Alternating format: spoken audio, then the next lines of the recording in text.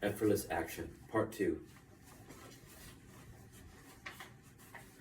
Larry Silverberg is a dynamicist at North Carolina State University. That simply means he is an expert in the movement of physical things. For example, he has studied the movement of millions of free throws over 20 years. One thing that he has found over the years is that the most important factor for successfully shooting a free throw is the speed at which you release the ball. To achieve the kinesthetic sweet spot takes practice and muscle memory. The goal is to get to the point where you try without trying, where your movement becomes smooth, natural, and instinctive. That is what is meant by effortless action. If you try too hard when shooting a free throw, you'll tense up and move too fast. This is similar to what happens to many overachievers who have been conditioned to believe that the more effort leads to better outcomes.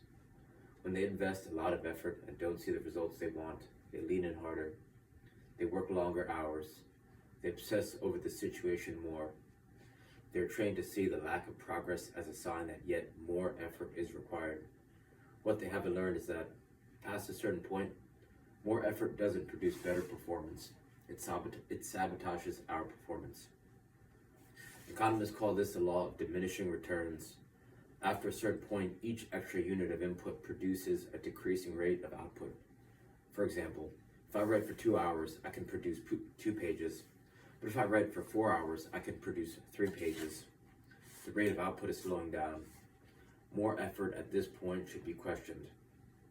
But sometimes overachievers double down on effort. They see the reduced output and mistakenly think the answer is to push even harder. What is the effect of this?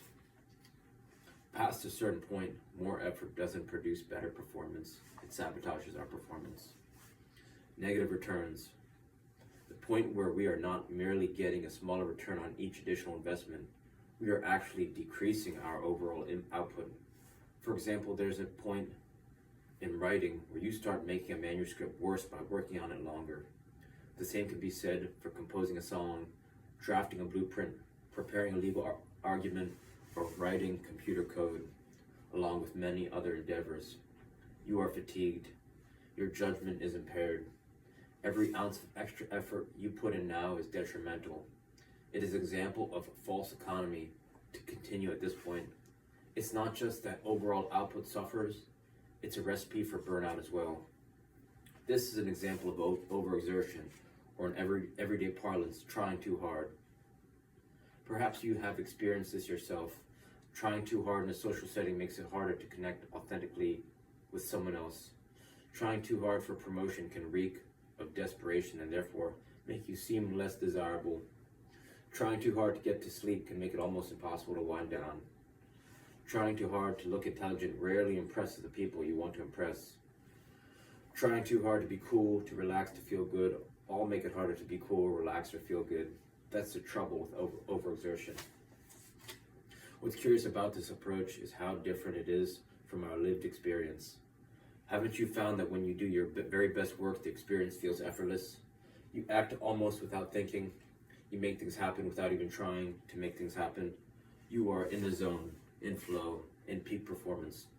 That is the sweet spot for doing what matters. In Eastern philosophy, the masters call this sweet spot Wu, pronounced Wu. Wu means not have or without. Wei means do, act, or effort. So Wu, literally without action or without effort, means trying without trying, action without action, or effortless doing. The goal is to accomplish what matters by trying less, not more, to achieve our purpose with bridled intention, not overexertion. This is what is meant by effortless action.